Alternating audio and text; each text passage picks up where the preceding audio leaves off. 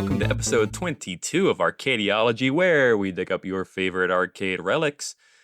My name is Jordan Carruthers. I'm here with my three favorite henchmen in the world, the Wigan Mafia over here, Mr. Brad Capone. What up? Scarface Sky. How you doing? And we got Guile Soprano. Oh, saw dudes. So, dude, I'm sorry. I don't know anything about the Mafia stuff. I just tossed out whatever sounded right. That works for me. It sounds good no matter what accent. Oh, absolutely.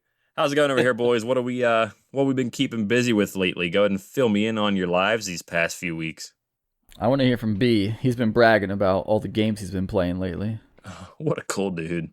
Yeah, I got games lined up for days. I'll limit myself to 2 today, but the first game is everyone knows this one, Spyro the Dragon from the PS1. Sure. Yeah. Oh, of course. That's actually one of the only games whenever they re-released it on PS4. That's only one of 2 games that ever got a platinum trophy on. Oh, nice. You went all out on 100% of it. Yeah, it seemed easy enough. I just went for it. Yeah, I was waiting to pick it up for a while. It was on my Steam wish list, and there was a bundle. It was like $40. It had like the 3 remastered Spyros, the 3 remastered Crashes, plus Crash 4, all for like $40. I was like, all right, I'm gonna finally bite on this one. So I snagged that up real quick. Nice. I But yeah, I started out. I thought I was gonna 100% it. Then I started doing it. I was like, all right, it's getting a little repetitive. I don't want to keep doing this. It's kind of getting.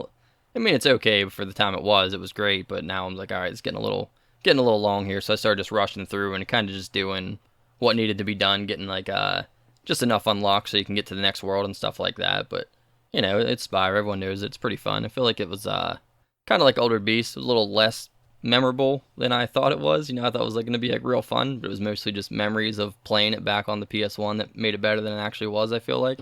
Yeah. Okay. I had a good time with it. It's decent. It just did you play through 2 and 3 recently? No, just the first one. Okay, yeah, well, I'll probably hop into 2 at some point. Need a little break from it. I don't want to marathon all the Spyro games, but I felt like the ending was just kind of weird. I wasn't ready for it. I mean, I didn't even know I was fighting the final boss because it was like such a short, like weird. It's not even a fight. You just like chase those guys that run around with the keys. There's like 2 of them. You get both the keys, and then I guess it's Nasty Nork. He starts running from you. You hit him like twice, and then that's it. You beat him. I was like, what even happened? I guess I won. I don't know what's going on here, but it's like abruptly ended to me. Oh man, bro, you just spoiled it for me. All I really remember is like having to like do like a platforming section at the end during the final boss. Yeah, there's a little bit of platforming, a little bit. You have to like dash the whole time because I forget why.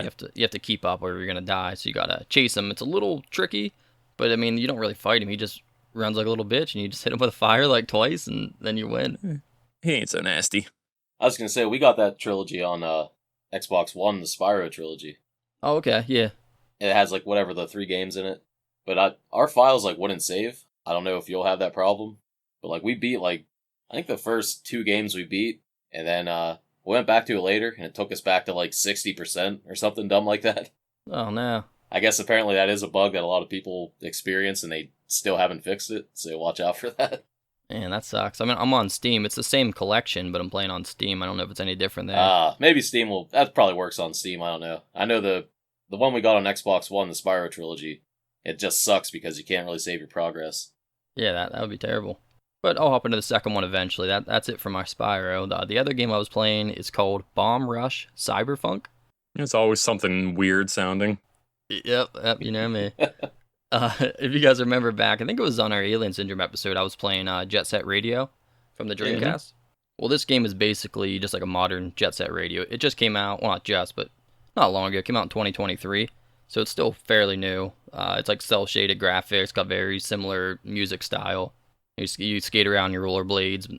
They have different things you can get on. You can get like skateboard and bike and stuff like that. But, you know, same concept, skating around the town, spray painting stuff, and you have to like get your rep up and like challenge the gang, and you have to like outscore them and stuff. But the only thing, it's more of like a 3D platformer than it is like a skateboarding or roller skating game. Like you're not like skillfully doing tricks. Like your guy doesn't really ever fall. You just kind of more about platforming on the skates than it actually is about like skateboarding and stuff like that.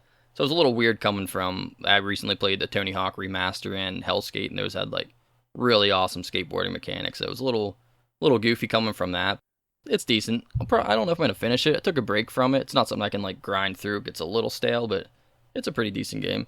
It has like such a ridiculous plot. It's just like Jet Set Radio was. Like you'll be like you're just like a dude's rollerblading around and spray painting, and they're sending like the SWAT team after you and like helicopters, and there's like Wow. dirt shooting at you and stuff when you like start getting like the like I forget what they call it, like your heat up basically, and they're like trying to like kill you and stuff. Or you're just like some dude rollerblading around. They take it like extreme measures. Really frowned upon in that city. Yeah, it must be. He doesn't have a helmet. Get him. It sounds more like a hood rat simulator. But I know Sega's working on a new Jet Set Radio. I'm curious if it's going to be better than this or similar to it or what. But I mean, that game's been dormant for so long. They released a second one, like I think on the original Xbox.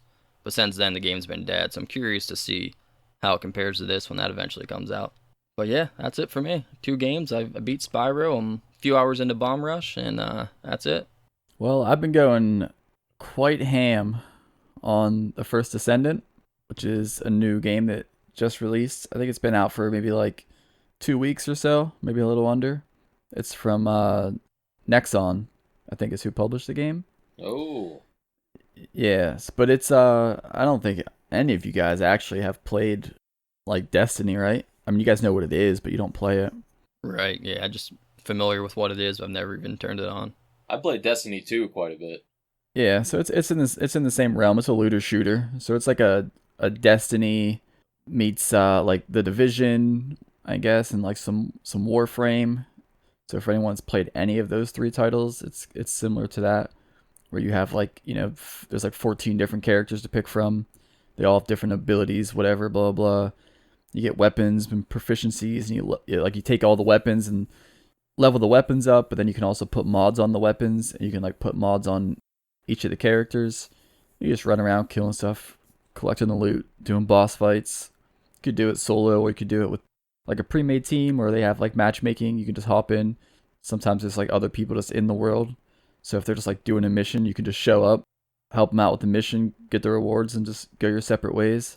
The best part is when like someone's already starting a mission that like you planned on doing, and then you join the mission late when they're like fighting the last boss. So you just show up, the boss dies, you get the rewards, just move on. Just hop in and profit, and you're done.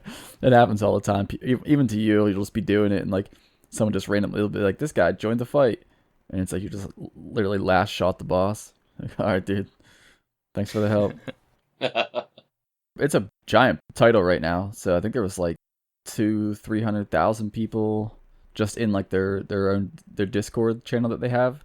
But yeah, First Ascendant. It's also free to play, so go check it there out. we go.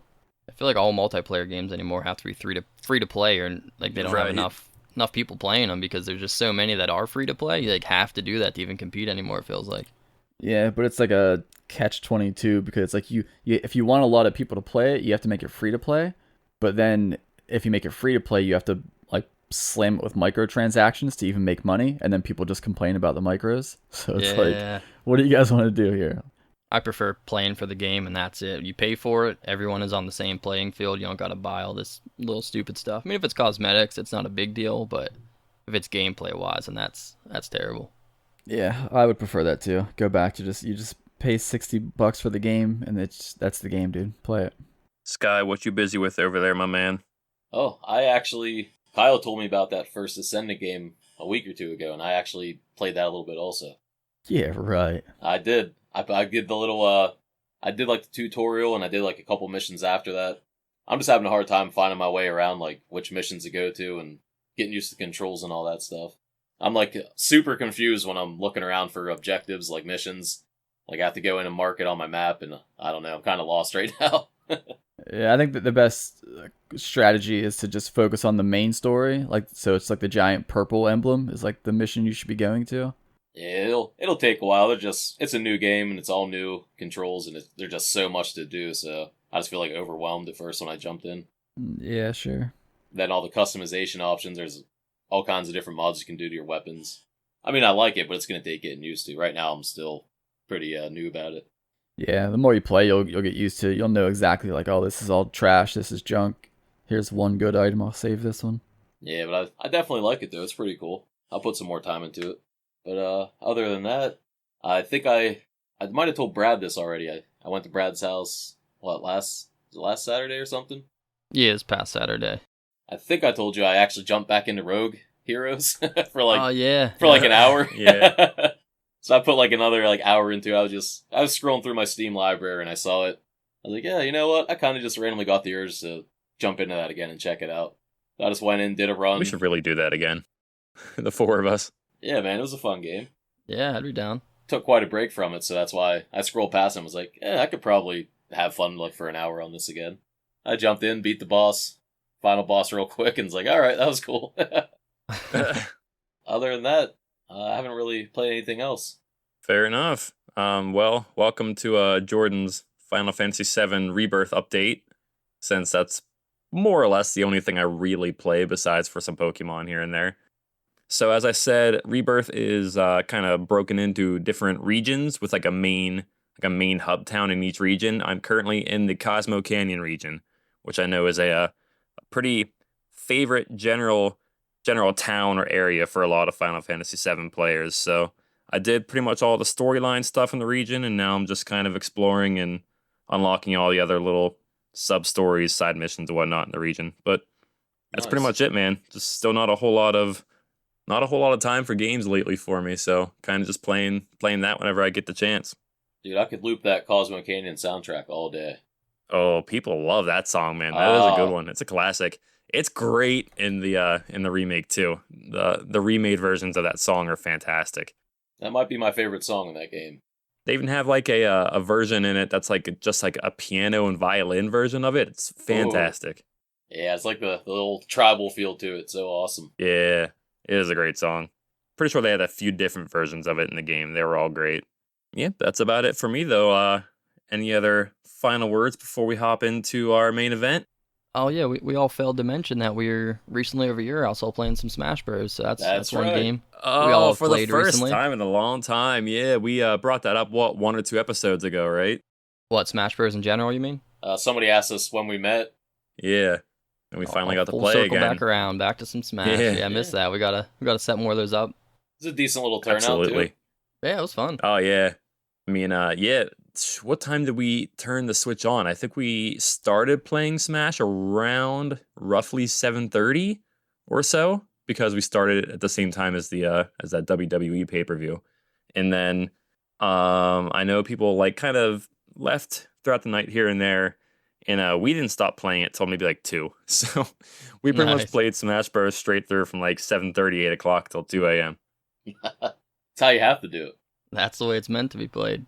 I was totally planning on that being like a full game night with all kinds of different things, and once we busted out Smash, it kind of just stuck there. Yeah, that one's hard to get away from. Once you get smashed, and man, you just can't stop. We got a couple arcade games in. Yeah, I know a few of you were playing my arcade cabinet and the pinball machine and whatnot. Actually, me and Brad did the 2-player Outzone. Oh, that's right. Yes, we did. Tell us about that real quick. It was kind of rough. It was something, all right. Yeah, give us like a quick little rundown here of how it works as a 2-player game. You want to take that one, B? Sure. Yeah, I mean, it's kind of weird because on Outzone, that was one of the harder games we played. When you die, you have to like go back to a checkpoint. But in 2 players, you just keep picking up right where you left off. So you just keep on both spawning like right where you died when the other guy dies. So I know it's a little weird trying to push through like that, and like someone's moving the screen and the other guy's kind of behind. I forget exactly why, but for some reason we thought it was almost harder. It was just rough to keep up with. Well, I guess you're not going back and getting the power-ups and stuff then too, if you're starting at the same spot every time. You think it would be easier because, like, in one aspect it is, because, like, when you get to the boss, I mean, you're doing double the damage because you have 2 people on screen. And the levels you can, like Brad would take, like, the left side of the screen, I would take the right, and we would just spam, so you could, like, clear out enemies. The only thing that made it super hard was you can't walk through each other. Oh, that's right. Okay. That's what it was. There's player collisions, so you can block each other, and we died so many times just trying to move around. It was crazy. Oh, the narrow passageways. That's the only... If you could walk through each other, that probably would have been, like, just super easy. But just trying to dodge each other, it was harder trying to, like, give each other room than it was actually fighting any enemies or bosses. Like, yeah, we fell in those holes so many times. I can't even imagine. That's terrible. Just 1 player. Yeah, it's like kind of almost like balances itself out. Like you get double the firepower, double like the screen coverage and all that, but you can definitely get in each other's way and get each other killed. Dang. So it almost felt harder actually. I think it might have been easier single player. Yeah, I think so. Maybe not quite as fun. I'm guessing you guys probably just both got that triple shooter and just covered the entire screen pretty much the whole time. For the most part. Yeah. A couple times we had to switch, but yeah, a lot of the time you can just both run side by side and just spam that and just clear everything. Oh yeah. One thing that popped up was the mythical, legendary 1-up. We finally got it. Wow, finally saw one. Yep, we only got it once, but I couldn't believe that thing popped up because none of us in all of our playthroughs ever saw it. Now, which one of you greedy bastards took it? I don't even remember. I'm not sure. It was you. I think it was Sky. Yeah, it could have he been got me. it. That's why He I said I snatched don't it up. remember. That's why he doesn't remember. That's why I said that. It's plausible, I'm just denying it, whatever. How was it playing on like with actual arcade controls, like the joystick and the buttons, as opposed to a controller? I think firing was easier. I don't like arcade sticks for movement. Yeah, I get that. The movement was definitely that contributed to us running into each other and falling in pits all the time. Just the stick itself I can't sucked. imagine. But firing, I thought, was a lot easier, like tapping the button. We were going ham on the fire button.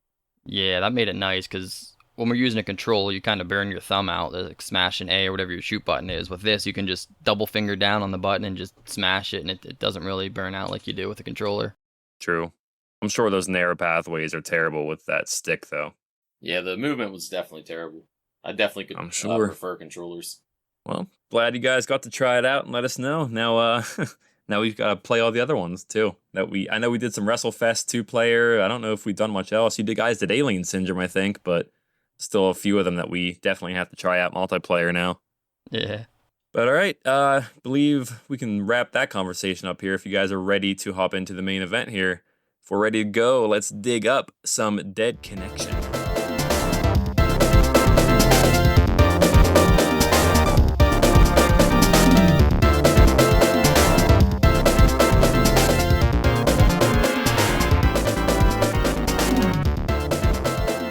Dead Connection is a shooter released by Taito in 1992. Taking inspiration from movies such as The Godfather and The Untouchables, you take control of one of 4 detectives, clearing out tons of enemies over 8 stages in an attempt to take down the Don. Well, I don't know if I'm going to say this right. Nerozia. It's Nerozzia, the Don Nerozia. So let's talk a little about the basic gameplay of the game first, because it differs a lot from other shooters that we've played so far. So rather than a scrolling screen, either horizontal or vertical, you're on just one detailed static screen the entire stage. It might have different hiding spots. You might have multiple levels you can check out. There's a lot of destructible objects in each stage, etc., etc. And you kind of just walk anywhere around the stage. You can aim multiple directions. To clear a stage out, you have to just defeat a certain amount of enemies that it gives you at the beginning of the stage. But then the last 3 enemies will always be the boss fight. So overall, how did you guys feel about the gameplay compared to other shooters in specific that we've played so far? I mean, it was pretty unique. I feel like it wasn't super long, so it wasn't bad. It got a little stale because you kind of do the same thing, but it was okay. I liked to switch up the gameplay from your standard shooters. Yeah, I mean, I thought it felt good. Like, it was responsive, and, I mean, you could hit the enemies. It wasn't very difficult. The bullets definitely had, like, some bit of, like, auto-aim to it. I don't know if you guys noticed that. Oh, yeah. Oh, no, big time. Yeah, if big you would time. just kind of And shoot I love in that. the direction of an enemy, like, it would definitely curve and, like, hit the guys that you were trying to hit. Kind of locks onto them. Yeah, there were some different weapons and stuff that was pretty cool. You get, like, almost like a little power-up, like a different gun that had, like, a certain amount of bullets in it that you could pop off, really do some damage. See, I like the movement in this. Like, you can dive. There's not a whole lot of, like, controls to it either. You just have, fire, jump, and if you hold the jump button, you actually lay on the ground, like go prone.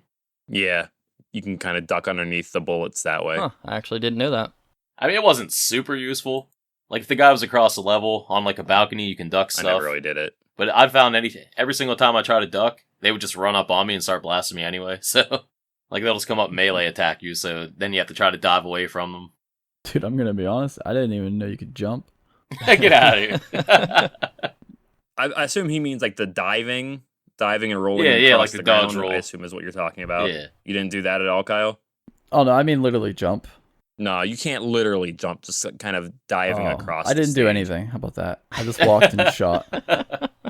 I mean, you're not Fair you're not enough. missing a whole lot. It saved me a couple times, but then there's other times where I would jump and I would still get hit by a bullet. So I don't. Maybe I just sucked at like timing it. I think it's more so just for getting across the stage quicker. Like if maybe there's a power up you want, I would dive towards it to get there faster. Yeah. I think you might get like a tiny bit of invulnerability frames there, but I don't think it's much to really. You can't like spam it and just like dodge Yeah. everything. You'll get a little It bit. is cool. You can jump off of stuff. Like if you're up on the balcony and you jump, your guy will actually like jump over the balcony onto the ground and stuff. Yeah, that was pretty sweet. So the movement in the game is pretty awesome. I did like that. I think one of the neatest parts about this game is just how destructible the stages are. For such an old game, there's a good bit of detail when it comes to that. Even something as simple as just shooting a bullet into the wall will actually it could damage the wall. There's stairs that you can destroy. There's handrails. Some levels have like pianos and crates and tires and stuff. Pretty much almost anything at all on the stage you shoot will actually show damage to the stage. That seems like a lot of effort to put into a game in 1992. Yeah, that actually is pretty impressive.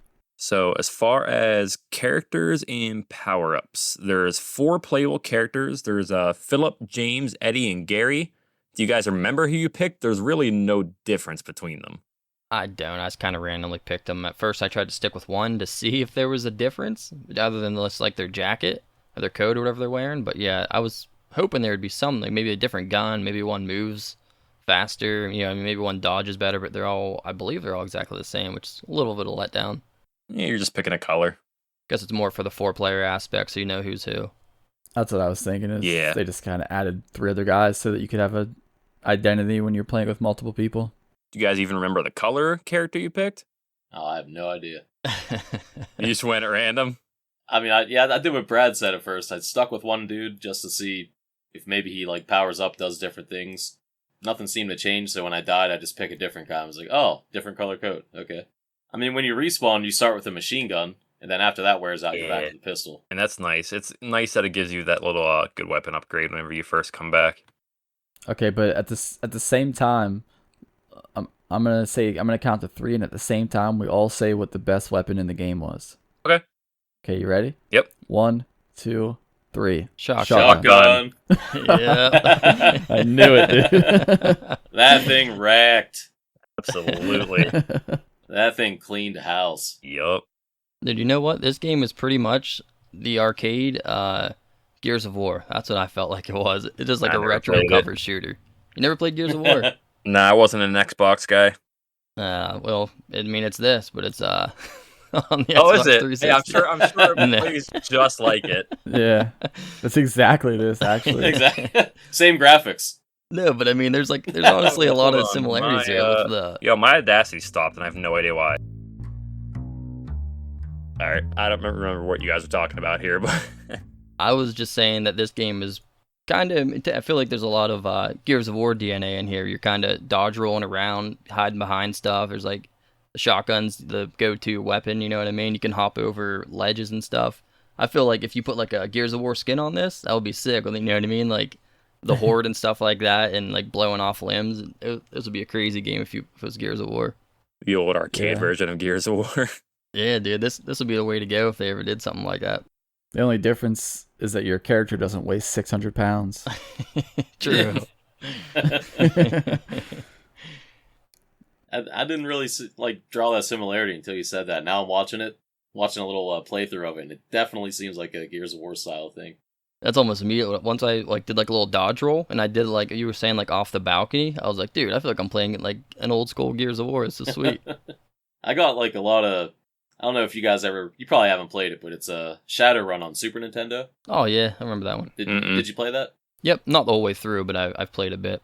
So it definitely reminds me of that. Like this dude could easily be like a Shadowrun character. He had like the black trench coat and all that. Oh yeah. But like just the art style, kind of. It kind of looks like if anybody ever saw the Super Nintendo Shadowrun. Definitely kind of looks like that. That combat's not like real time like this. That's like I think the battle pauses and you move your target around and shoot, so it's like a slow-paced battle. But yeah, when I was playing this, I definitely got Shadowrun vibes. Yeah, I can definitely see that now that you say it. You could slap probably any theme onto this. Gears of War, Yeah. like dystopian future, cyberpunk, whatever. Like, I think this gameplay and stuff like fits like anything. So as far as other weapons and power-ups, if I forget anything, feel free to let me know. So there's the shotgun. I was originally going to list off each power-up and then say, oh, which one did you guys like the most? But I think that's been answered pretty well. There's the shotgun, which is unbelievably busted, as we've said. That's a pretty much instant one-hit kill. There's a machine gun, revolver, one that says automatic. There you have random health objects, which typically are either medicine bottles or hot dogs, which might, I want to say right here now, I wish glizzies as power-ups would be in more video games. And then you have just random objects for points. Anything else you guys can think of, or did I cover all of it? I mean, there was like the little folder, but I think that was just for points, right? It would drop like a little file. Yeah, I believe so. Yeah, there's the file, there's like a stack of money, there's a few things I couldn't quite make out, but there's a lot of different objects that are just points. I think there was like a cross, like a suitcase looking thing. I think one thing almost looked like a TV, but I don't know, like an old retro TV, but I don't know what it actually was. But yeah, those were all just points as far as I know. Would have been cool if there was like instead of just your weapon upgrade, if they had like different power-ups, you know what I mean? Like to move around faster, or some of the other things I was talking about they could have put on characters. Would have been cool if they at least added some sort of buff as like an item drop too, but nothing like that, just points and weapons. I could have gave you like a bulletproof vest or something. Get a little bit of armor would have been cool. That would have been cool. I was gonna say, because it's kind of more of like a realistic kind of, like, it's not like super realistic, but in general it's kind of more of a realistic game. So yeah, bulletproof vest would make sense. That'd be pretty cool. I also really like how whenever your character's gun runs out of ammo, he'll throw it down on the ground and yell, "Damn it!" Yeah. So are the weapons like ammo based, or is it like a time limit? I couldn't really figure that out. Was it like a set amount of bullets till it was gone? I'm pretty sure they're ammo based, but it doesn't show you how much you have. It's that I know of, at least that I noticed. It doesn't show you. Yeah, I would just kind of spam it when I got, because I felt like a lot of stuff's on a timer, but maybe not for the weapon, so I didn't really know. I eventually started kind of holding off and just firing whenever I needed to, especially with that shotgun. I didn't want to lose that. Yeah. So this game is actually, more than any other game we played, it's probably one of the most storyline heavy games.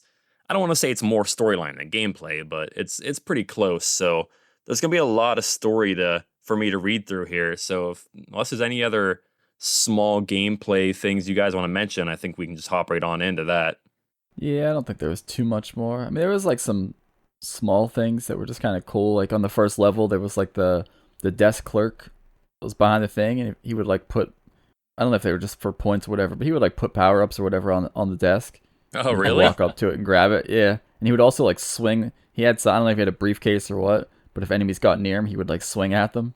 I didn't notice any of that. That's great. Yeah, I didn't even notice. I was just running around, shooting stuff. Yeah, he was trying to like give you power ups and like fight the enemies off, and I love it. then there was like the weird when you get to the boss, right? It's always the boss, and like he has two henchmen, and when you're like fighting the boss, eventually you hit him so many times where like he's like pretty much dead, but he like drops his gun and then he just runs at you.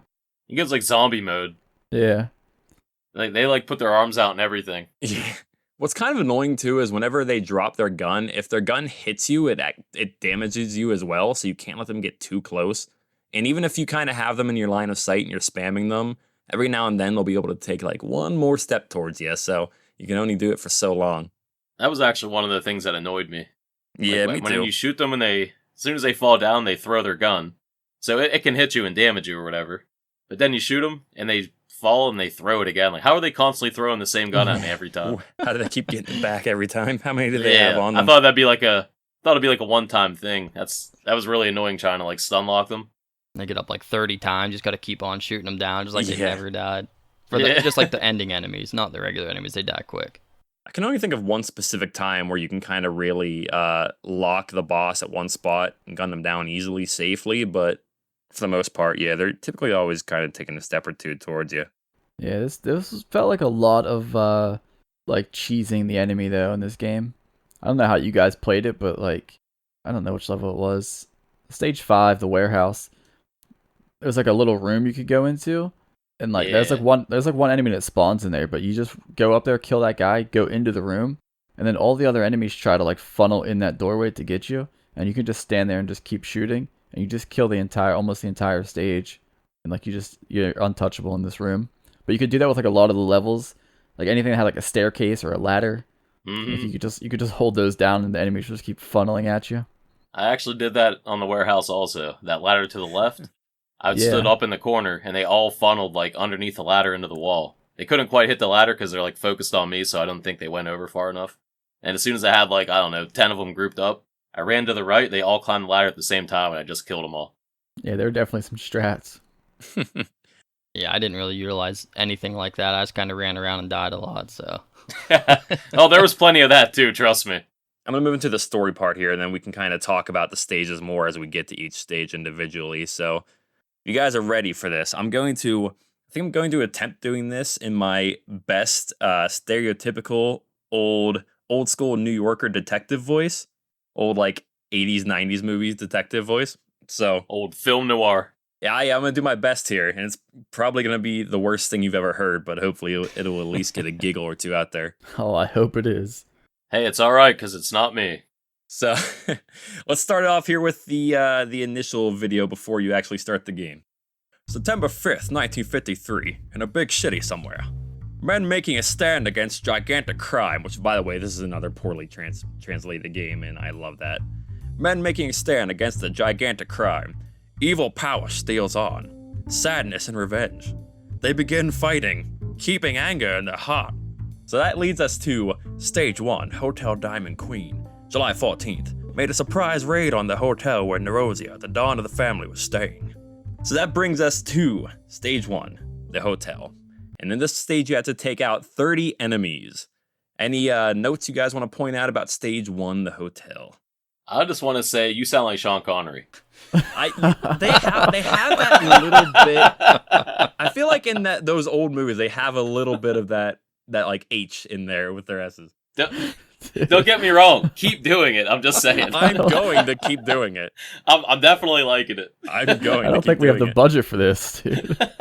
Yeah, I'm demanding more money for this episode, boys. You gotta up it a little bit. We got to use that voice in some future videos also. All right, I'll think about it. Well, Anyway. Stage 1, I think the biggest thing that stands out is that's where the hotel like desk clerk was. That was like trying to help you out and like swinging at the enemies. and the chandelier, like I don't know if you shoot it down or at some point the chandelier just like falls down. I don't know. I wasn't under it, but I'm curious if it would damage you if you're under there. Oh, it might. I don't know. It's when there's 10 enemies left, it falls. Oh, okay. I just remember it come crashing down. It's kind of cool looking. I think one of the most interesting things to this one is you can set the tables on fire by shooting at them, which I don't think that's how it really works necessarily, but hey, cool. Because I think the fire will damage enemies if they're there. I think they have like something on them that blows up, but I don't know. Maybe like a candle or something. Actually, yeah, they do have candles on them. Now that I look at it, yes, there is. So I guess you're just shooting that candle, tipping it over. I was gonna say I was kind of hoping there was gonna be like a water fountain, because that looks like just like the ending scene of Scarface. Yeah. Got the it does. staircases up the side. He's up on the balcony, just capping people. So they just need to put a little fountain there, man. That could have been like a straight up Scarface thing. The only thing about the stage that I found a little annoying is that there's a lot of innocent bystanders running around, and you can't shoot them, but they will kind of blend in with the enemies a little bit. So whenever they run past, I'm kind of just spinning in circles, firing randomly, and just hoping to hit whatever I need to hit. But besides of that, nothing really too crazy with the stage. Of course, it's stage 1, so it's not going to be anything too crazy. That kind of sounds like a recap of my entire gameplay. Just spin around in circles shooting. That's Yeah. fair, man. Whatever got you there. But so you could not shoot the innocents? Like, didn't do anything? No. Or what? Didn't do anything. Because I really don't know. I was just shooting everything, and I didn't really care. Yeah, no, they were fine. Didn't do anything. That's that collateral damage. See, you got it down too. You got it down, see? I think we're all gonna have to do it now. Oh boy, maybe here and there. I think if we do the entire episode that way, everyone's shutting it off. That'd be like if we did WrestleFest again and I did Stone Cold the entire time. I'm down with that. I kind of am too, honestly. But Actually, do the rest of this narration with Stone Cold's voice. If he was in the 50s. July 15th, we made a surprise raid on the hotel. Oh, hell yeah. All right, moving on here. Nerosia had already vanished, but the accountant Vincent squealed on the next transaction. Stage 2, the junkyard. July 21st, infiltrated the venue of the transaction and waited for Nerosia's right-hand man, Bambino, to appear. So now we are on the junkyard. In this one, you need to take out 40 enemies. Hit me with it, boys. What do you think about this one? This one was so boring. Yeah, at least eventful, I thought. Not a fan? Yeah, not at all. First of all, you start off on like a pile of junk cars, which just looks like it should be a background image, so it's weird that you're on them. And then there's no like ladder or indication of like climbing up and down, but there are parts of it where your guy climbs up and down. Yeah. So it's like I'm trying to shoot, but I'm also climbing at the same time. It was very awkward. Yeah, the only thing that really kind of stands out about this one to me, there's a lot of like tires and barrels and cars and whatnot you can shoot. The cars will explode if you shoot them. But then there's also a car that will drive back and forth through the stage trying to take you out, trying to hit you. So you kind of want to make sure you're shooting that as well. Yeah, I'm going to read word for word my notes on this one. I have stage 2, junkyard. How's it? I appreciate that, man. That's the really whole helpful. thing. That's Wow, helpful, that was man. very profound. That was very good. Thank you. Oh, man. We would have never made it through that stage without you, man. That's why I'm here, boys. That's why I'm here. I appreciate you. That was like a Socrates quote. You want to move right on to the next stage then? Doesn't sound like you guys Let's have move much right on, dude. many thoughts Wait, on I this got- one. One more about the junkyard. What you got? This was a level that definitely felt like the Super Nintendo Shadowrun. Because that's an exact setting in that game. You get thrown into a junkyard and you have to fight your way out. So that seemed like a direct like parallel to that game. It's pretty cool. Well, they should have kept it in that game. One thing I'm noticing now, it's kind of cool. It starts out like there's like the sun's going down, and then by the time you get to the end of it, it's like getting darker. So that's kind of cool. All Yeah, the lighting nighttime. changes. There is some background stuff that you might kind of look over here and there. But all right, I guess we can move on here. We blocked a transaction and arrested Bambino. He was a hard nut to crack, but eventually we managed to get out of him where Nerosia was held up. Stage 3, Restaurant Campanola? July 24th, got to the restaurant where Bambino had told us Nerosia was in hiding. Stage 3, Restaurant Campanola. This one you need to take down 50 enemies. Didn't really feel much different just because gameplay is just so similar in every level. I mean, there's not really too much to this one. My favorite part about this one is that to start the stage, you just straight up drive your car straight through the damn wall of the restaurant. That is pretty cool. Yeah, that's what I was gonna say. That's probably the Yeah. coolest part about this one. That's a highlight here. There's little things like that are pretty neat. For the most part, it's actually very, very similar to stage 1. You have the tables that can catch on fire. You have a 2-story stage with a staircase on each side, but the staircase on this one is just a bit shorter. I do like how the whole back wall is like a bunch of windows. You can kind of shoot those all out and see like Yeah. the city in the background. That's kind of a nice little touch there. Stages like this, you can really take advantage of the like the railings and the stairways and whatnot to kind of find spots where you are relatively safe, but you can still hit the enemies. I'm wondering where this actually takes place at because this restaurant is crazy big. We should go check this restaurant out sometime, boys. See how it is. Hopefully they fixed the windows by now. I'm only going if we're allowed to drive our car straight through the window on entry. I mean, I imagine that's the only way inside, right? All right, we'll move on here then. Bambino's information was a trap. We were captured by a family. I don't know this. It's Famili? I don't know. We were captured by family, one of the ringleaders, and taken to the family's hideout. Stage 4, in the town. The car we had been piled into suddenly screeched to a halt. Wow, actually that's a very bad translation. I think it's supposed to say to a halt, but it says to a half. So I'm going to read it as it says. The car we were piled into suddenly screeched to a half with the sound of gunfire.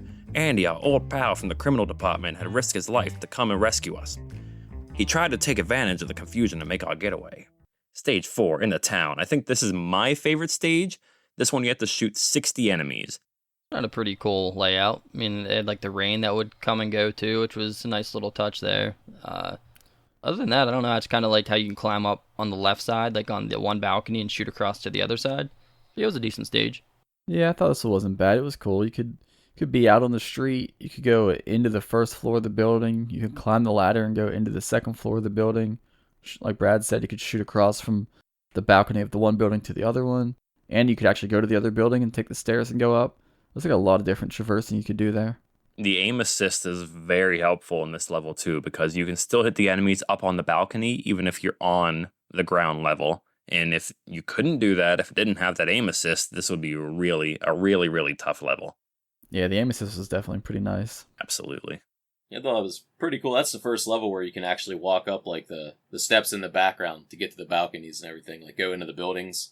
Yeah, going into the building was pretty cool.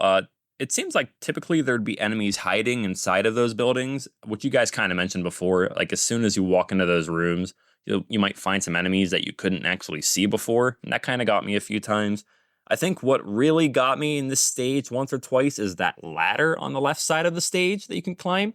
There's two specific examples I can think of here. So there was the one time there were some enemies up on that top level, and I couldn't shoot them from the bottom. So I'm trying to climb the ladder to get to them, and they would shoot me right as I got to like just barely at the top of the ladder every single time, and I'd fall back down to the bottom when they shot me. So that happened like 4 times in a row, and I had to figure something else out.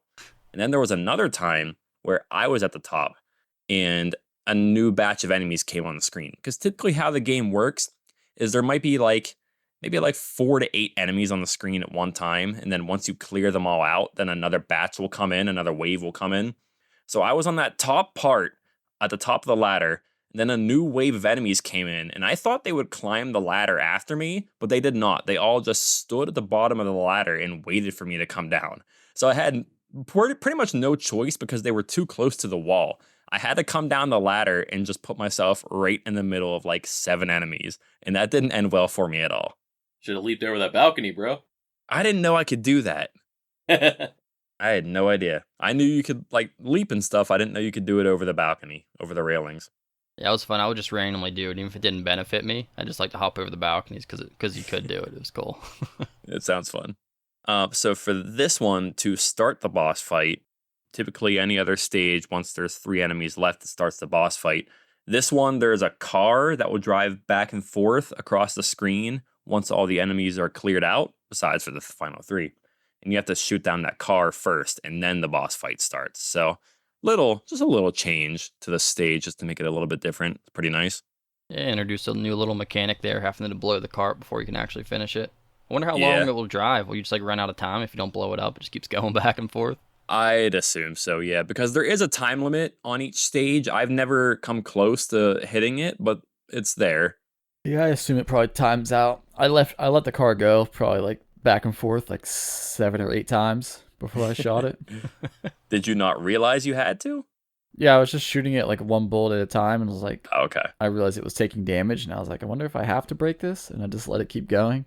So you could really cheese the boss in this one, though. The way I did it was I went inside the building on the bottom on the left, and I just shot them out the window. They just walked right up to the window and pretty much just stood there. So I just shot them out the window completely safe.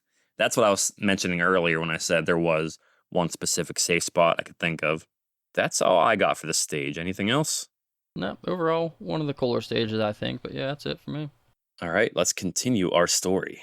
So our escape plan succeeded, but Andy was hit by a bullet and bit to dust. We had lost yet another one of our good friends. Stage 5, the warehouse. July 29th, Andy was on to the location of Nerosia's secret warehouse. After he told us where it was in his dying words, we planned a raid on the secret warehouse. They really like to just say the word secret warehouse over and over again. So stage 5 warehouse, you shoot 60 enemies for the stage. I know you guys kind of talked about this one a little bit already, but anything else you want to point out about it? I just wish they didn't keep saying secret warehouse, because now it's not that much of a secret. Secret warehouse, not very secret. This one was my favorite overall, I think. Okay. Yeah, I like that little crate going back and forth. You can shoot that lever, and it drops it down and like explodes, and like it takes up like half the screen. It's like a massive flame across the ground when you do that. Yeah. You can also just walk up to the lever and press it too. Oh yeah, I had shot that thing every time. I typically did too, but yeah, there's a crate, as he said, going back and forth, and if you press that lever and that crate falls, it covers maybe half the screen with fire, and that includes hitting you too. So you better make sure you find a safe spot if you're gonna do that. That has like a cool conveyor belt at the bottom too. Yeah, this is definitely the one where I hid inside the room. I just like dropped the crate. It killed like half the enemies. I think this level went really fast because the fire killed so many people when I was doing it. Yeah, the animation on that's pretty cool too. Like engulfs them, their whole body in flame. It's a pretty sweet animation. Yeah, I didn't do that with the crate very often because more often than not, I just hurt myself with it rather than the enemy. But also at this stage in the game, it would kind of they kind of ruin their story because they kill off Andy, which is one of the 4 playable characters. And Actually, if you were playing it with 4 Andy's people, not one of the 4. so there was 5. I don't know who Andy is, to be completely Yeah, honest. who is Andy? He's kind of just one of their buddies, like one of the other detectives, but he's not one of the playable ones. Because I thought the same thing at first too. I was like, did one of the characters just die? Like, do you have to pick somebody else if you picked him? But no, he's not even one of them. I don't even think they mention him until this point, do they? Maybe they do, and I just forgot. He was one of the guys. That would actually been cooler if it was one of the playable characters, and then when he dies in the story, you can't use him anymore. That would have actually been pretty awesome. Or it's like someone else takes that spot, so you don't have the 4th player just out of the game now. Well, actually, this game might only be 2-player. I think it's only 2 players, actually, now that I'm looking at it. Oh, you might be right. I think it is only 2 players. I just assumed it was 4 because there are 4 characters. Yeah, it would make sense, but yeah, I think you're right. I think it is only 2. Still, who the hell is Andy? He's just their buddy, dude. Oh my god. Andy was just in the wrong place at the wrong time, man. Took a stray. Has anyone seen Andy? Well, he's dead now. Dude, if you're Poor 4 guy. detectives, you guys can't figure it out, so one of them has to call his friend Andy. Like, what are we doing? Dude, Andy might be the best one on the squad, man. We don't know. Maybe he just got promoted to like the manager or something, so he doesn't go out on the field too often anymore. The one time he goes out, he gets shot. Yes, maybe he's not that great. I don't know. Dude, that's so Andy. That's so Andy. Though, Andy. for sure. He does it all the time. That's a classic Andy move. Go out and get shot. Classic Andy move. I think this stage would have made a nice Halo map layout. I'm looking at it now. I could see me running around Master Chief. This would be a nice FPS level. All right, so first Gears, now Halo. Is this game just coming to Xbox or something now? It must be. It's a nice template, man. You can put whatever you want on it. Coming Fair to Game enough. Pass, spring 2025. Woo! All right, boys. Anything else about the warehouse before we set it on fire? Torch it. Burn it up. All right, boys. We found an invitation to a garden party at Narosia's private residence in one of his underlings' pockets. We set fire to the warehouse and left it burning. Stage 6 garden party. August 1st. We're in a new month now, boys. Waited until all the ringleaders of the family were gathered together, then stormed the garden party. Stage 6. Now we're in the garden at Narosia's house. We had to shoot 65 enemies. What you boys think? I love the intro to this level. Yeah. Because you just set the whole building behind you on fire. Everybody just sitting there. It's like got a little fountain in the middle. Has like a little bridge. Everyone's dancing and stuff. Tables. All of a sudden, the background just explodes. Everybody freaks out. Boom. We are dirty cops, man. We just blew this whole guy's house up. And then you can just see it Comes burning storming in the into his background the whole time. backyard. Yeah, I'm thinking these guys aren't actually detectives. Definitely What's not going doing on it. here, dude? Definitely not doing it by the books, at least. Yeah, they're actually out of control. These guys are unhinged. It's hard to think maybe we're the bad guys. Yeah, I think Narosa might just be some guy. Narosi's actually just like the mayor of the town or something, and these guys are just delusional. They're just mad at him for nothing. He was just throwing a little cocktail party in his backyard. We just bust in. Blow his house up. That's definitely the best part of the stage. That is definitely the best part. Yeah, other than that, it gets kind of basic. I mean, if you step into the water, it does slow your movement speed, so you want to avoid that. See, I stayed in the water because all the enemies coming in from the edges of the screen, I typically had enough time to take the majority of them out before they reached me. So I know the water does slow you down, but I did also kind of feel safest there. No, I hid in the bushes, dude. That's fair. Yeah, I used the bushes for the boss fight because for some reason the boss fight seemed like I could shoot him through the bushes, but he couldn't shoot me. So I don't really know. Yeah, there was something going on with those bushes. Anyone else for the garden party? Last call. Nope, this party's crashed. All right, we got 2 more stages, boys. Let's wrap this one up. When the bloodbath party was over, the Narosia family was in ruins, but Narosia himself seemed to have made a daring escape along with the ringleader Fazari. As long as they were still alive, our vengeance could not be complete. Stage 7, Central Park. August 7th, Fazari was waiting for us in the park earlier this morning. He offered to squeal on Narosia in exchange for his own freedom, but we refused. Stage 7, Central Park. So at the beginning of this game, it says in a big city somewhere, but apparently we're just in New York City. You got to shoot 65 enemies. Tell me about Central Park, boys. This one, I don't think it was all that great either. It was like there's not too much going on stage wise. Like there's a giant fountain in the middle, but like that I know of, you don't really interact with it in any way. It doesn't do anything. I think it's very good to hide behind. I think you can shoot the fountain and break it. Yeah, it didn't really take too much damage for me, but this is another situation kind of like the bushes in the previous stage where it seemed like I could hide behind the fountain and shoot the enemies, but they couldn't really hit me very well. So I used the fountain for cover pretty exclusively. Yeah, I shot it down. If you shoot it, like crashes and falls forward, then it's just like a smaller. Probably better staying up to use it for cover, but it was just fun to blow stuff up in this game, so that was my main focus. That's fair. It does have like a old school looking like phone booth that like Superman would change into or something. This level layout's basically just a restaurant with a fountain in the middle. Yeah. Just has like 2 small staircases to either side. Pretty common theme. I was just gonna say this game actually loves double staircases. It does love double staircases, man. And then this is another stage that has a car driving back and forth a lot too. I never noticed if the car did anything. I don't know if it shoots at you. I don't know if it counts as one of the enemies, but it kind of just drives back and forth on the top stage until you take it out. Actually, I don't know if it does anything. I'm watching the video now. It doesn't seem like it does much. It's kind of just there. It's like target practice. There's a fountain, there's a car, and there's a phone booth. That is this stage. Hey, there's a nice purple like trash can or something there too. You watch your mouth. It's got one of those nice clocks too, like lamppost clocks. Throughout all these levels, a lot of the guys, they believe me, but their Tommy guns didn't. What? Oh wow. So, yeah, it just seemed like a recurring theme. I didn't pick that up till now, but you know what? You're right. Yeah, this is definitely probably my second favorite stage after the in the town one because of hiding behind that fountain. It just gave me such good cover. I felt pretty safe for the most part. Guess I shouldn't have destroyed it then. I feel like even if you destroy it, it kind of still keeps you relatively safe. I don't know. You didn't like destroy it to the point it was like taken off the screen, did you? I mean, it like breaks, like it's standing up real tall. There's like a structure on it, and you break it, and it kind of just like falls down. There's still water coming out, but then you can shoot past where it was. So it kind of opens the map up. It still works pretty well as cover at that point, because I did that too. I honestly didn't even really realize I was destroying it, but for some reason the enemies, they just have like stormtrooper aim whenever you're on the other side of it.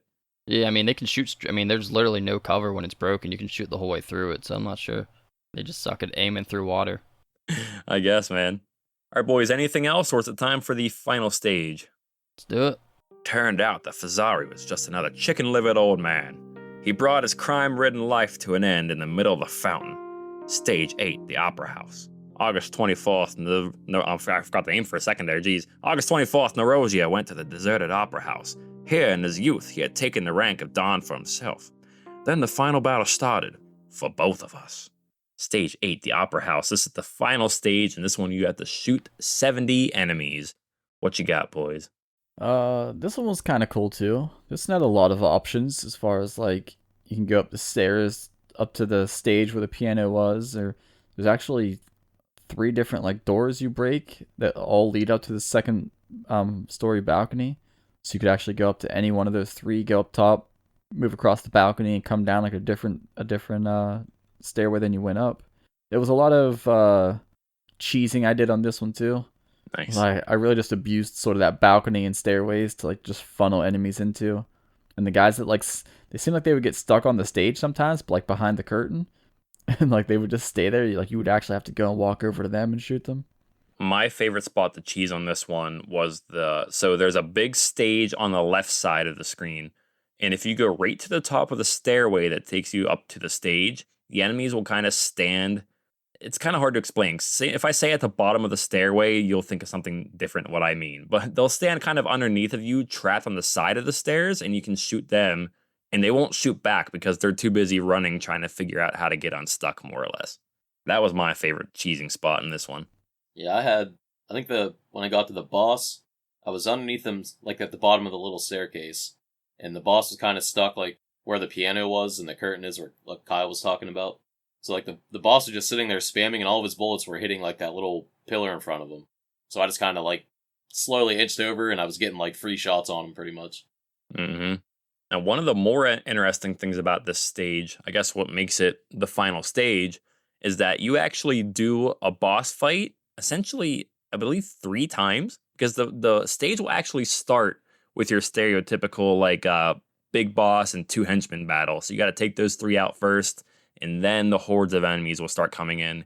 Then I think it does it again in the middle, and then of course at the end to finish off the game. But the final boss is really no different than all the other bosses. It's all the same. Yeah, not really any variety in the enemies throughout the whole game. It's all just the same over and over again.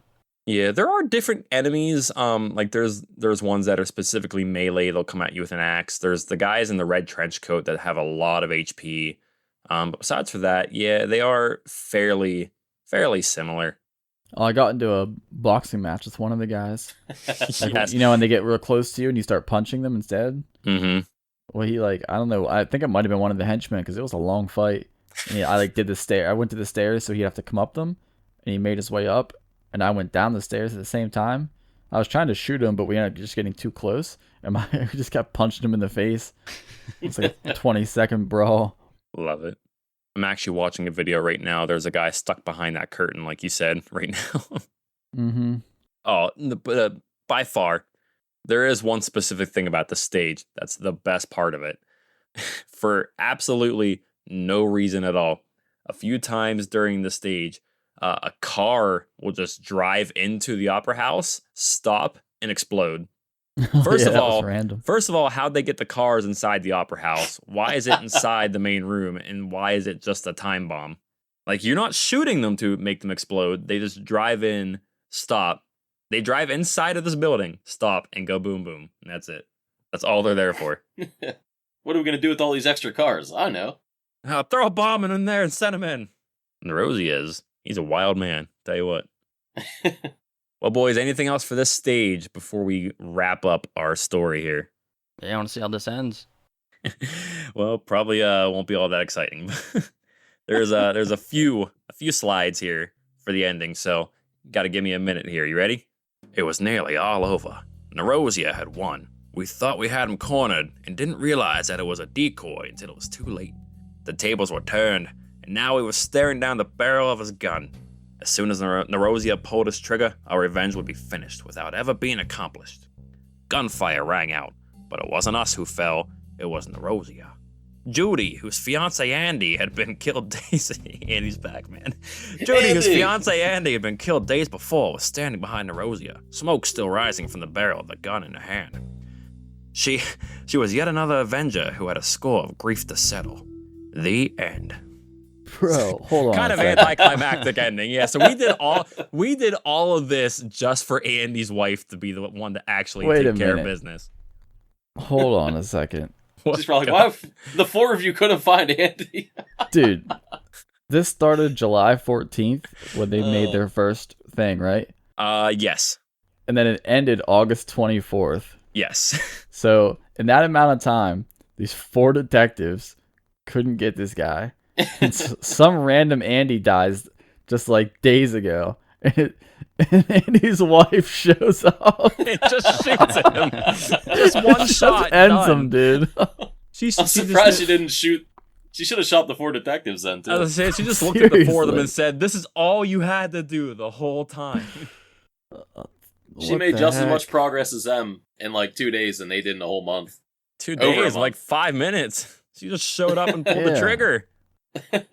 Yeah, so Andy was killed days before, and this girl tracked him down and did like a double sting operation because these detectives got set up by Narosia, but then all of a sudden, like during his own setup, he got set up by Andy's wife.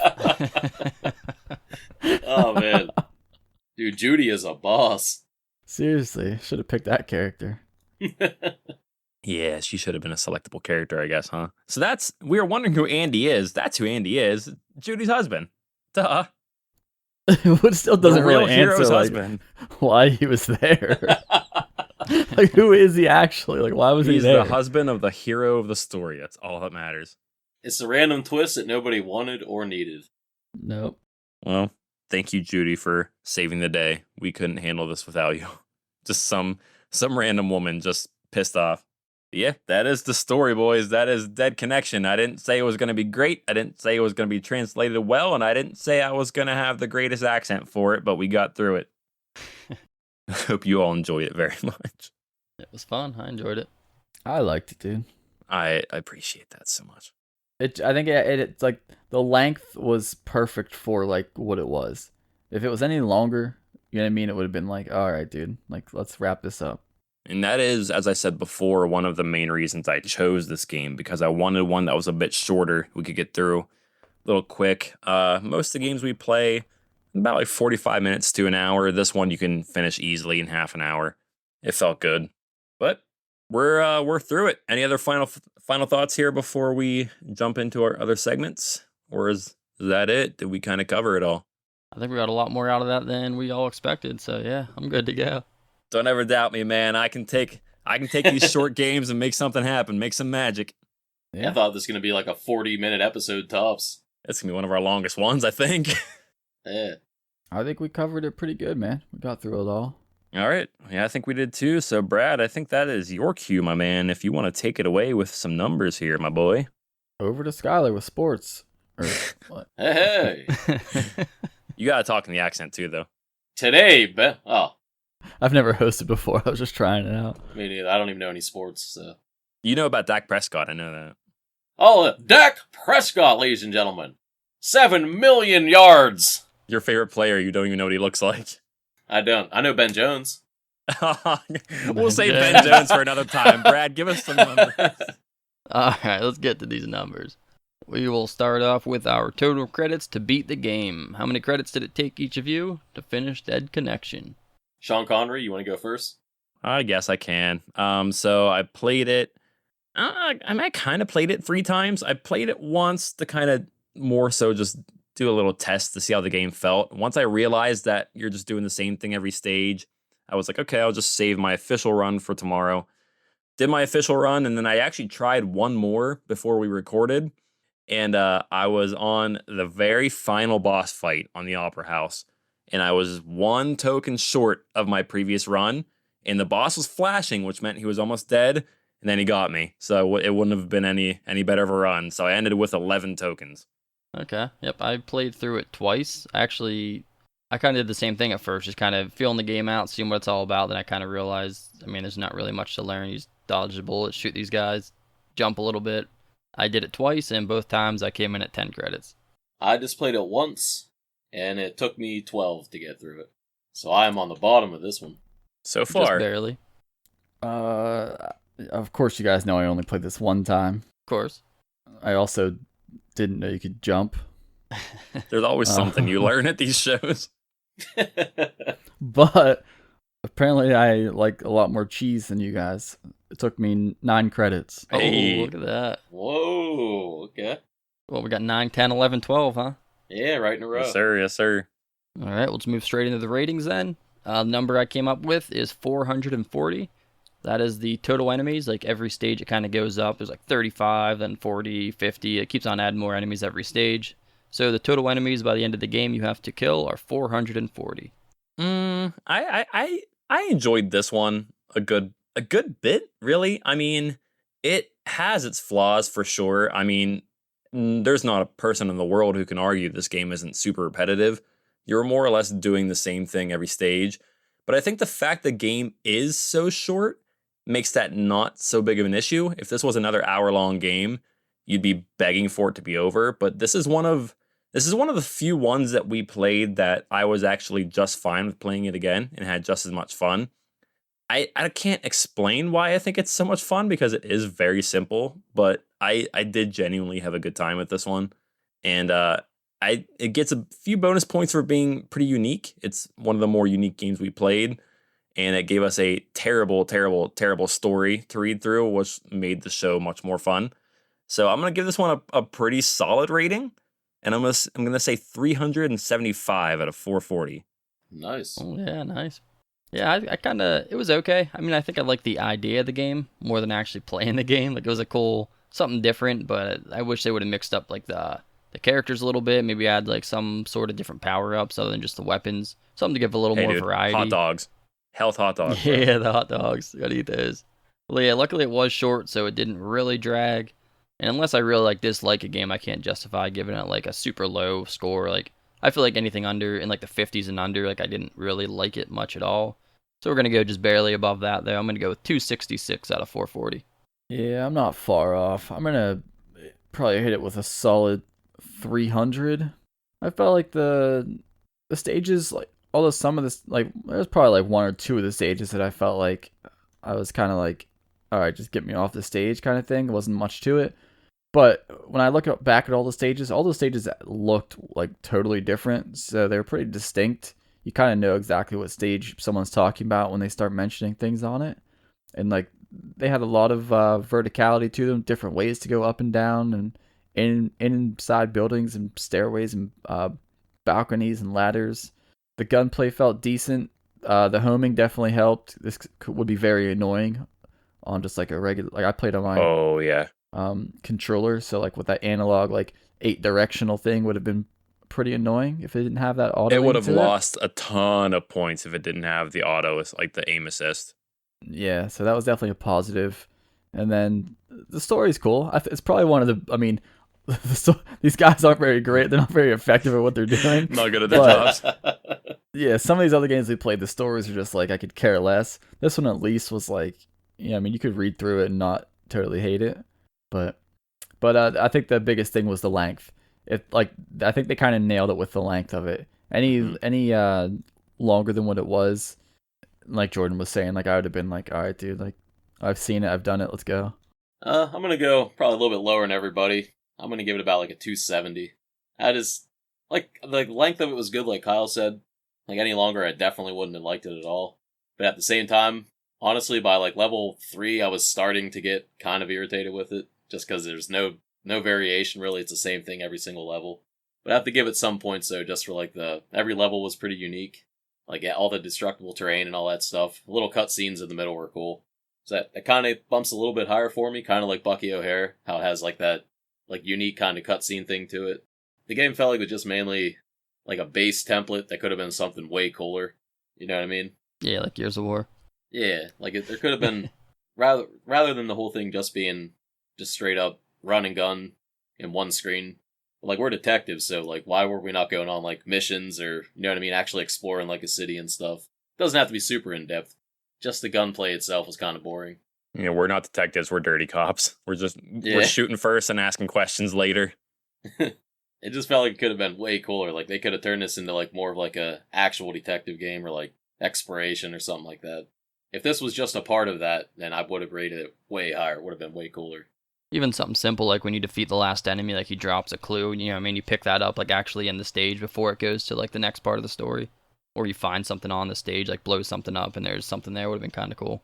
Yeah, like it would have been cool to actually walk around different locations trying to like do the little gunplay stuff, whatever, in the middle of it. Then afterwards, like Brad said, get like a clue and then actually do kind of like some little detective side quest or something. Guys, we totally missed, even though Jordan read the entire story to us, we all actually didn't listen to him at all. That's fair. I didn't listen to myself. Stage 4, it tells us who Andy is. Oh. Jordan, you want to go back and read stage 4? I do remember it said something along the lines of like, another guy from the whatever, but... Yeah, he's Andy, our old pal from the criminal department. He risked his life to come save us. I remember reading that part, but I still feel like they could have given us a lot more information for this guy who just shows up and takes a bullet for us. Sure, but that's who he is. He's an old pal from the criminal department who risked his life to come save all 4 of us detectives because we all got kidnapped. Oh my god. Then his wife saves the day. And then he died for it. Insane. All right, I think that pretty much wraps up our rating. Where do we want to put Andy on our list of all the games we played? Dude, Andy's on top. And Andy, I was going to say Andy's pretty low because he's the worst at his job. True, his wife. Yeah, his wife she's great. As far as the game, though... This is like a mid-tier kind of game to me, I'd say. Yeah. I'd probably say upper mid, but I know you guys are a bit lower, and that's not one I'm willing to really fight too hard. I'm more so just, it doesn't crack the top 10, I don't think. Oh, no way. No, I don't think so. All right, just making sure we're all on the same page there. I'd rather play it than cross swords, but again, it's not one I'm going to fight for. I mean, the length is the biggest thing as far as this compared to Cross Swords. They're both unique games. So somewhere 11 and down. Does someone got a better spot for it? If we're not doing top 10, which again, I'm fine with it. I think my first instinct is telling me like 12-ish or 13-ish, above or below Twinbee. If you kind of want to use that as a starting point, and let me know what you guys Scott, think. How do you feel about it? I would put it right under Boogie Wings. Down a little further than Jordan then? Yeah. Kyle? Yeah, I could go either above or below Boogie Wings. I don't really have a preference, so just in that range. I'm right there with you guys, somewhere in that range. I don't really care too much in that range, so I'm pretty much cool with any of that. Anywhere between, we got 12 to 15 we're thinking roughly? So it sounds Yeah. like probably either above or below Boogie Wings, more or less. Yeah, I think so. That's where I'm at on it. It sounds like Sky is like one spot below. You two are both kind of either or, and I'm like a few spots higher, more or less. So above or below Boogie Wings is the current question. Does it bump and take spot 14, or is it going down and hitting 15? I think it goes above Boogie. Above Boogie? Yeah, I mean, obviously I'm above. Yeah, I could see either way. Boogie Wings is also like really cool, unique game. Has its own thing going on. Yeah, I like Boogie Wings, but I don't feel too strongly about either one of them. I'm cool with locking it in at 14. yeah, it's a little higher for Yeah. me, but I'm cool with it there at 14, right above Boogie Wings. I mean, I barely remember what Boogie Wings is, dude. I'm never going to forget Andy. It's been a while. Yeah, absolutely not. Andy lives in our hearts forever. Andy was actually the pilot in Boogie Wings, and then he got a detective job and got killed. Oh, Oh my God. he should have kept his little job. We'll lock it in there then. We got Mega Twins at 13, Dead Connection at 14, Boogie Wings at 15. And that is it for the numbers today. Jordan? That means it's my turn again for some trivia. So, as far as scores go, Sky, you're leading the way with 44. Brad, you're in second with 33, and not too far behind Kyle with 31. So Kyle's he's closing in on the second place spot now. So let's see how he does today, because actually Kyle could jump up into second fairly easily today, because we're actually going to have 4 points possible today, because we're going to do it a little Ooh. differently. I couldn't find anything super great, which I probably should have been able to, because there's a lot of storyline stuff, but the way we're going to do trivia this week, we're going to play a bit of a matching game. So the only difference, as we said before, between the characters that you can choose from is the color of their trench coat. So I'm going to give you the characters' names, I'm going to give you the 4 coat colors, and I want you to take turns matching the color to the character. You'll get 1 point for each one that you get correct. So who wants to Oh, go man. first Oh, of all? boy. I'll do it. So here are the 4 names. You have Philip, James, Eddie, and Gary. Here are the 4 colors: yellow, green, a bluish purple, and red. So Kyle, if you need me to repeat anything, let me know. Other than that, give me a name and a color together. All 4. Okay, I'm going to go. Gary gets yellow. Okay. Philip gets red. Okay. James gets purple. Okay. And Eddie gets green. All right. Who's up next? Oh, I'll take it. Pretty sure Eddie is yellow. I'm gonna be solid on that one. Okay. The other 3, Idiot. I have no idea. What the hell's the other guys' names? Philip, James, and Gary. Okay, Philip, James, and Gary. Okay, we'll give Gary red, I guess. Okay. James green, and then whatever the last 2 are, purple. For Philip, right? Yeah, yeah. Okay. All right, Brad, you're up. Oh, man. What were the colors again? Red, blue. Yellow, green, red, and then a bluish purple. I got nothing, man. I'm just going to put them, just do them backwards from the way you listed them, because it's just 100% guess. I got nothing, man. I changed the order of a few things, so it wasn't like super. I wasn't giving anything away, so you're gonna have Just to do 'em give me some actual alphabetically. answers here. Match the colors. Nah, man, give me some answers, Brad. Come on, play the game. Oh, dude, I already forgot their names. I got Philip. Philip, This is- Philip, James, Eddie, Gary. This is too much for my brain. Philip, red. James, yellow. Gary, blue. And the other one, the other color. Green, Gary Green, I believe, correct? Yeah. Sure. All right, boys. dude. You ready for the scores? Yeah. You guys Oh, fucking boy. suck. You did terrible. This game got sucked. one. I want. Brad got 1. Sky got 1. Kyle got 0. Oh my god. I You was so guys- confident. Kyle, idiot. You bombed. This was the worst trivia of all time. So the answers are Philip. Philip wears green. James wears red. Eddie wears yellow. And then the character I use, Gary, he's got that nice little blurple going on. Bro, I told you Eddie looked good in yellow. Come on. Wait, I got a bonus question for you guys. Oh boy. What color did Andy wear? I think he was like a greenish. Final answer? I think yes. I think he was dressed to die. Well, that doesn't answer the question at all. That's not a color, stupid. Yeah, dead is a color. That is the color. Look it up. Look it up, Oh, dude. damn. Or don't look it up. No, he was in green. I was gonna say I thought so. You guys don't remember? You guys forget about Andy already? Okay, what color does Judy wear? Pink. Yes, I'm pretty sure it's pink. Sorry, that doesn't count towards your score though, Kyle. What the heck? That's all I got for trivia, boys. I wish I could say good job, but it was not super pretty. Maybe next time. There's always next time. we're about as good as trivia as those guys are at being detectives. Yeah. Right on theme. You had a good point there. But maybe you guys can do better with trivia on our next game, which is Zybots.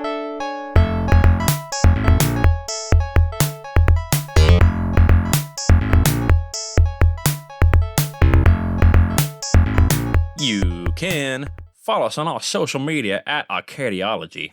You can email us questions at arcadiologyquestions@gmail.com. You can leave us a 5-star review so I can finally read a review on the old episode here. Give me something to read here, and maybe I'll even do it in the voice again if you really want me to.